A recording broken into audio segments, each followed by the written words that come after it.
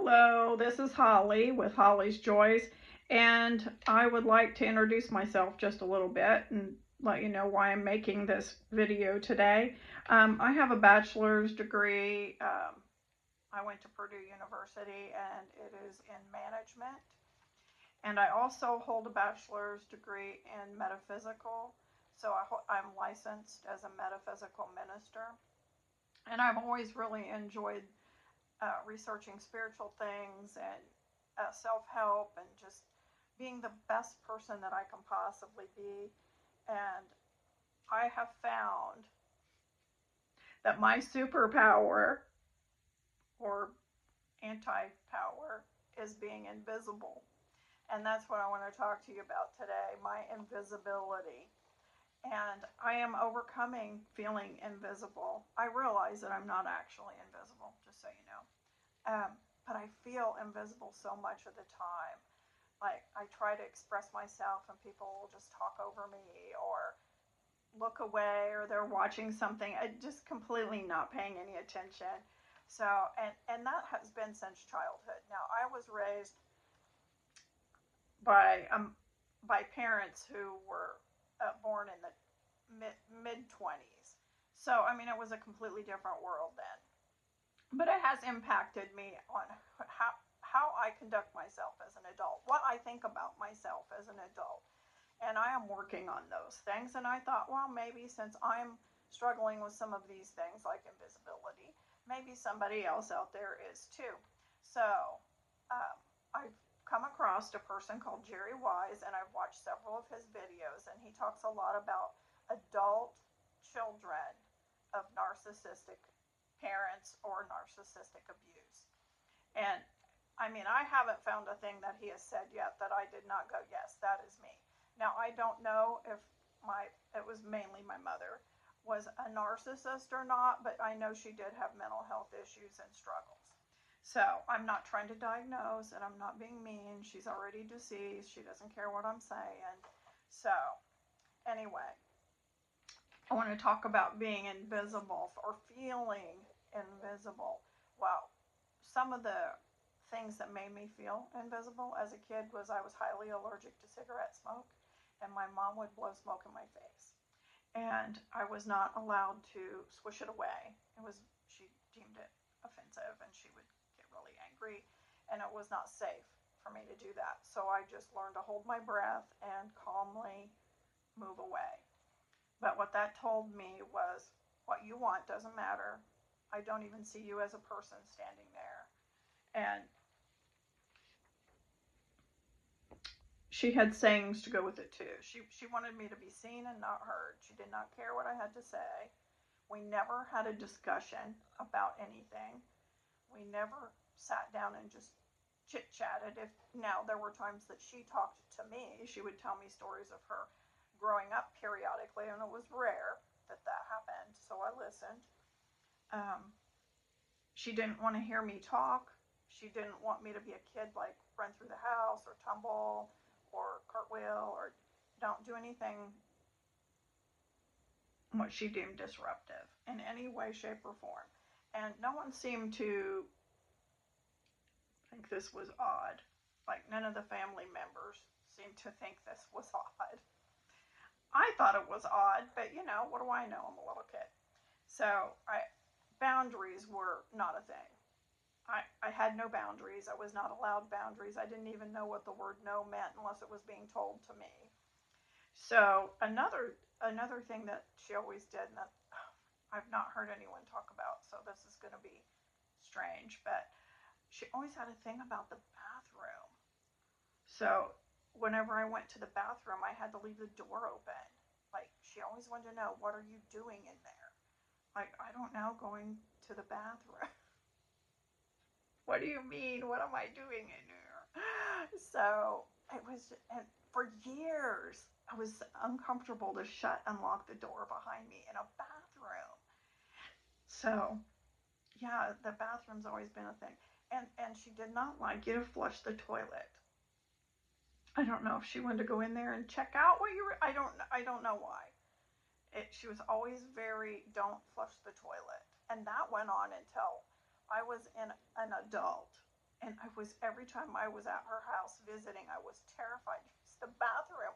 Like, do I flush? Do I not flush? Oh, if you flush, she's mad. If you don't flush, then she's going to be mad. So, I mean, it was just a thing. I don't know if anybody else has had that. So, I don't know if that's part of invisibility but feeling like, yeah, invisibility. Like, I'm not allowed a boundary. Like, I understand that you don't like the toilet flush, but I'm going to flush the toilet. I mean, I never spoke out for myself like that. So that was very strange. Well, last year, my husband's in a wheelchair, and we have a wheelchair lift in our van.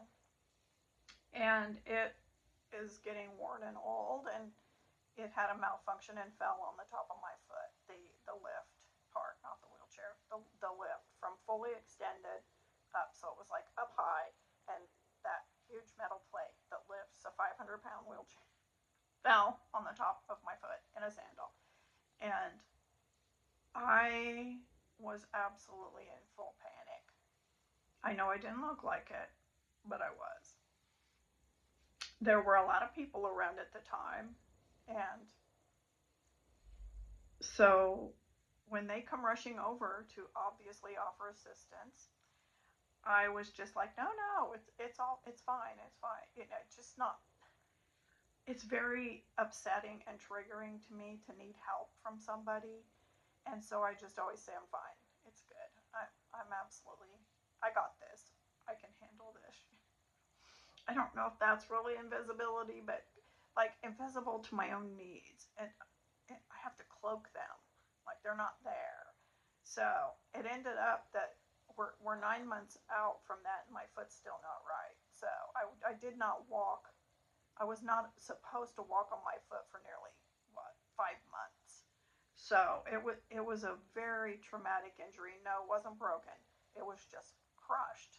My foot was crushed. So, but I just told you that story to hopefully, if you're struggling with when being triggered when you need help, admitting that you need help, trusting that others will meet your need and care for you, and help you. That I think that could be a sign of being raised by a narcissist, and definitely somebody who was.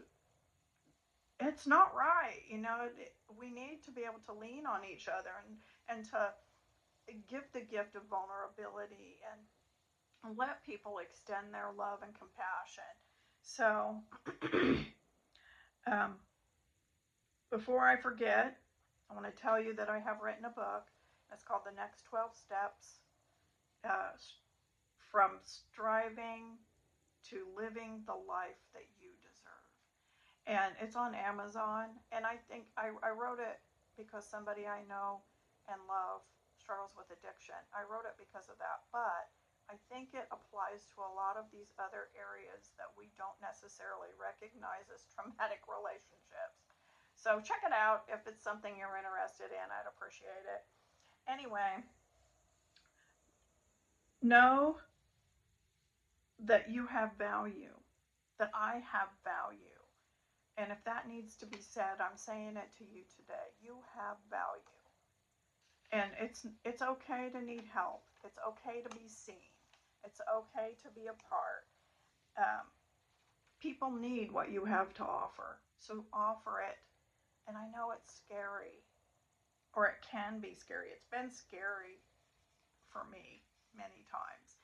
And it took me years. Like, I really feel like the Lord was pushing me or encouraging me to speak out about these things. And it was just really hard. That was something else that my mother always implanted, the fear of speaking to me because of being seen and not heard. And then she talked often about how she hated the sound of her own voice, and that she was terrified of speaking in front of people. And so she kind of planted those seeds. And you know what?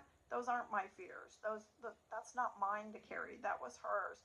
And I would have loved to have helped her through those traumas, but I was the child. She needed to work through those on her own. And I know things are in a different place now. Thank God, things are in a better place where we can work together and figure out what's going on with ourselves, and find a very workable solution for ourselves. So you go today and be brave and speak out on your own behalf. Tell your story.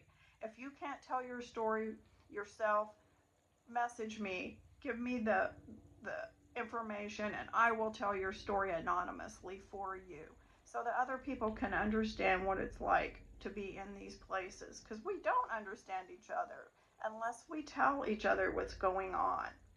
So know that I appreciate y'all being here. Please like, share, follow, do all the things, push all the buttons. Go to YouTube at Holly's Joys and subscribe, like, share, do all the things. And then Facebook, Patio Pat, to look at my art and see what I've been up to creatively. All right, well, I appreciate you. Have a great day.